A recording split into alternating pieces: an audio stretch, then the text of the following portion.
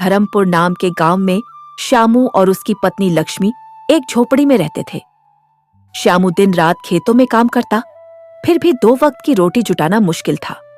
उनके पास ना ढंग के कपड़े थे, ना ढंग का खाना। श्यामू, कब तक ऐसे ही जिंदगी काटनी पड़ेगी? दूसरों के खेतों में काम करके अपना पेट भरना भी अब मुश्किल हो गया है। मैं मेहनत से हार नहीं मानूंगा लक्ष्मी। एक दिन हमारी भी किस्मत बदलेगी। एक दिन श्यामू जंगल से लौटते वक्त एक थके हारे बूढ़े बाबा से टकराता है। बाबा भूख प्यास से बेहाल थे। श्यामू उन्हें अपने घर लाता है, बचा खुचा खाना खिलाता है। बेटा, तूने निस्वार्थ भाव से मेरी सेवा की। मैं तुझे एक वरदान देता हूं। देख, वो जो खेत के कोने में खाली पड़ी मिट्टी है ना, वहां जो भी बीज बोएगा उसमें सोने की मूंगें उगेंगी। श्यामू को विश्वास नहीं हुआ, लेकिन उसने वही किया। कुछ ही दिनों में जमीन से सचमुच सोने जैसी चमचमाती मूंगें उगने लगी। उसने उन्हें बेचकर खूब पैसा कमाया। देखते देखते वह गांव का सबसे अमीर व्यक्ति बन गया।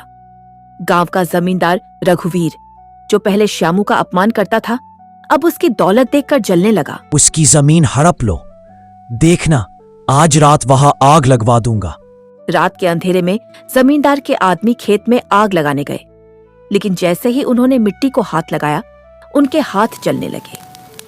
वहां से धुएं के बीच वही बूढ़ा बाबा प्रकट हुआ। लोभियों, जिस मिट्टी में सेवा, मेहनत और सच्चाई की खुशबू हो, वहां लालच पनप ही नहीं सकता। जमींदार बेहोश हो गया और अगली सुबह उसकी सारी जायदाद सरकार ने गरीबों में बांट दी। सच्ची सेवा और मेहनत का फल हमेशा मिलता है और लोभ का अंत हमेशा विनाश होता है।